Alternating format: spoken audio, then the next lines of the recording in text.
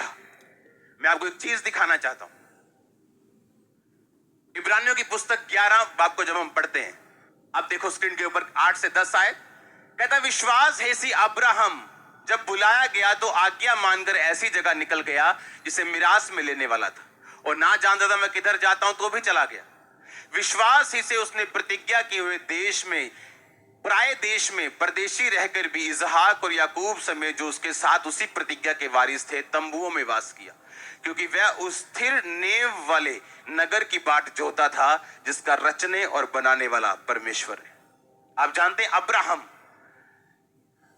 ने क्यों अपनी जिंदगी में मिरेकल्स देखे? अपने 90 साल की बूढ़ी वाइफ को उसने बेटा होते हुए देखा। बाइबल कहती वो अमीर इंसान था, खुदा ने उसको आशीषित किया था और सब कुछ अब्राहम के पास था। और बड़े बड़े राजा जब लड़ने के लिए जाते थे तो अब्राहम से पंगा नहीं लेते थे। अब्राहम एक ऐसा व्यक्ति था जिसे परमेश्वर ने कहा था अगर कोई तुझे श्रापित करे कि मर जा तू, डूब जा तू, वो मरेगा और वो डूब जाएगा, तू नहीं होगा।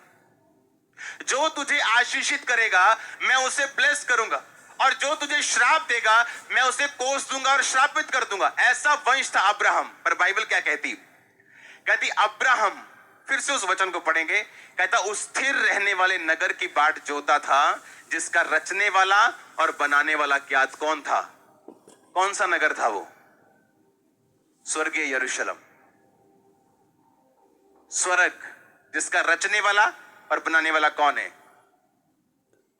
ये नगर आपने बनाए, घर आपने बनाए, लेकिन ऊपर स्वर्ग किसने बनाया?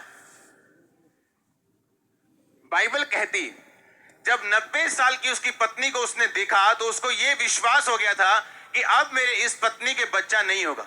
पर बाइबल कहती तभी भी अब्राहम परमेश्वर से हटा नहीं। उसे यकीन हो गया कि अब मेरे नहीं होगा, पर मैं क्या करूं, और कोई परमेश्वर है नहीं, मैं अपना स्वर्ग थोड़ी मिस कर दूंगा इन बच्चों के और आशीषों के चक्कर में। तो बाइबल कहती उसका ध्यान स्वर्गीय यरूशलेम की ओर हो गया। कहता वो अब उस स्थिर रहने वाले नगर की बाट जोता था जिसका रचने वाला और बनाने वाला कौन है? परमेश्वर।